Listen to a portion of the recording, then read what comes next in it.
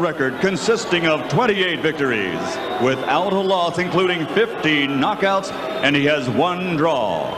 Ladies and gentlemen, from the land down under, Sydney, Australia, here is the IBF #1 ranked challenger in the world, the undefeated Glen Kelly.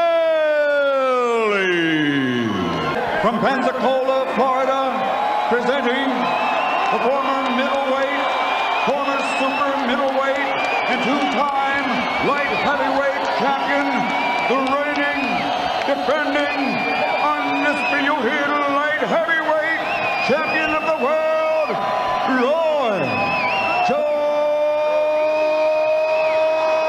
Jr.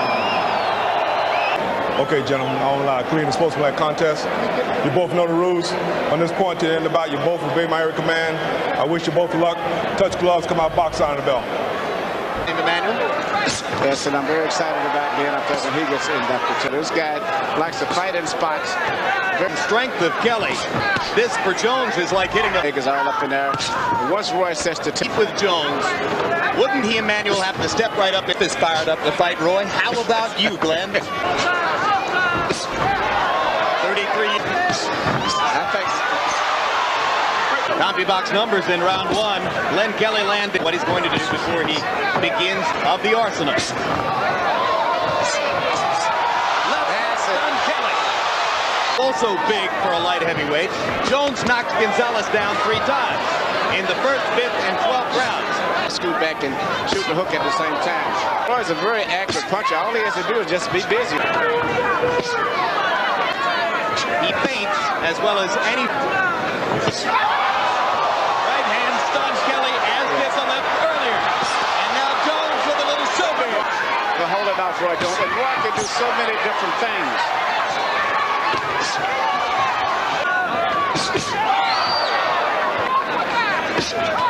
And again, the left hook. Kelly has... outer left hook. Lands a little more interested in a knockout tonight. Jones tonight, he's fighting a very good fight, I think. He's mixed in the corner, pleading with his fighter to throw and slow at that. And once in some amount of time before he's going to get caught. Punches. When he tried to throw a punch at the end of round 2, Jones, when Vernon Forrest fought a very Dane Mosley last week, he said the weight, but Vernon kept it working. Kelly. It all coming from Kelly. They're trying to think and fight an intelligent fight. Not that easy to do, especially with a talented fighter like Roy Jones.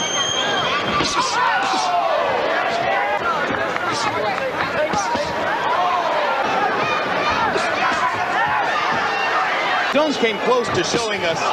Yes, uppercut. He never knew where Jones was going to punch from. Jones is mixing up his attack so much. Overhand right hand to the rib. Now he created a leaping left uppercut. And that's the most spirited effort Kelly has made to actually get at Jones. And he lands a right hand to the body. And Jones with a right cross flush. There's the knockdown, and as you say, a leaping left uppercut. Anticipation of where he was going to hold his hands defensively. Roy shot the left uppercut. 30-26, Roy Jones Jr. Jimmy could have just as easily been another 10-8 round. He staggered himself badly, but so far it's the old. You heard Jeff Pinnock's campaign between rounds to get he may leap forward and throw the uppercut with the. Kelly is going to have a rough time trying to figure out what Roy Jones is. Now this is what you ought to the ropes and bangs to the body. Legend fight. He just kept throwing punches at Chris Beard from all angles. He did. Kelly gave us about 20 seconds of it. He'll time to time fight in a conventional style as he did there. Hook right hands. He could take him out with a much cleaner punch. In this round. Yes. In the end, Tommy had that very sneaky right hand. Who would have countered whom? Well, it's really difficult. Roy hasn't had that much of a challenge, and a lot of it is because I think that Thomas would have been a big threat. Even Benitez, one of the best counter punchers in the business, could not counter Thomas there. Here we go. And you look at this blinding speed and natural instincts of Roy and Sugar Ray Leonard. That would have been hard right play. Fighters. So if it were to take place at, let's say, 160. From what I've looked at background, which made him a little bit treacherous, may be a problem. But Hopkins has turned out to be a solid. He may prevail because Jones has never been in a tough. Here versus Glen Kelly. It's for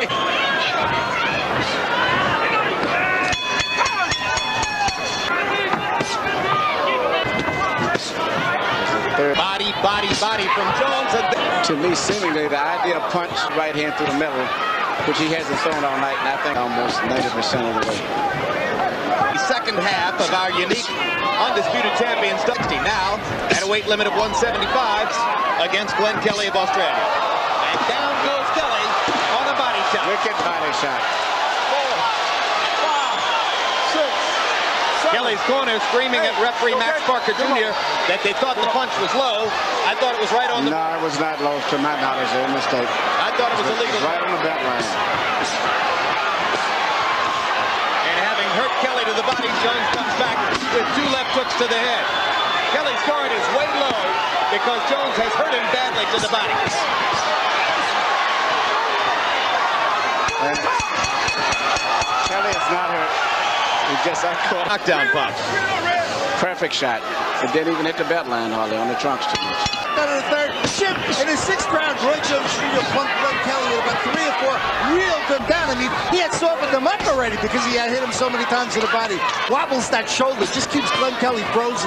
And He has won 90 to 95% of the rounds scored by Howard, more than any other fighter. He very seldom gets hit. That punch won it.